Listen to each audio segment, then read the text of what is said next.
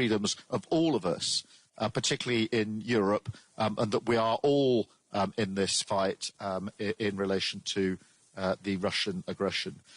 We've done a lot of work on the coalition of the willing. I'm not going to go through that here, other than to say that we must always remind ourselves that the coalition of the willing, the security guarantees, what we've done to try and ensure that if there is a ceasefire, it is just and lasting, mustn't sort of seduce us into thinking that the work is over in terms of supporting Ukraine now.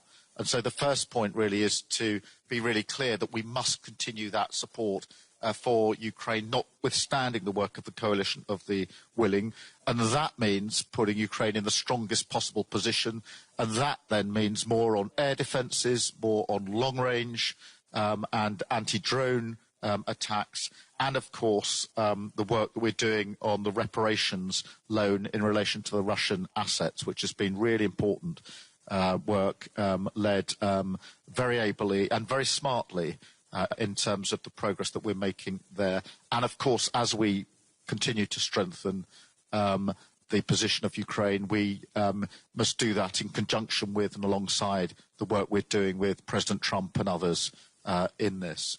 The second thing is that we must always look to strengthen NATO. We had an excellent summit earlier this year, Mark, very, very successful, where I think NATO emerged at the end of that summit stronger than we went in, more united, with real resolve and focus. And we need to keep that because, you know, whether it's air defences in Poland, where we, the UK, sent planes across, whether it's the work that we've had to do in the last week or so here with NATO allies working with you to counter the drones. That means that we're here on a beautiful day having our meeting, which wasn't necessarily guaranteed this time last week. I think that shows that we have to make sure that through the framework of NATO we support each other against this aggression and interference.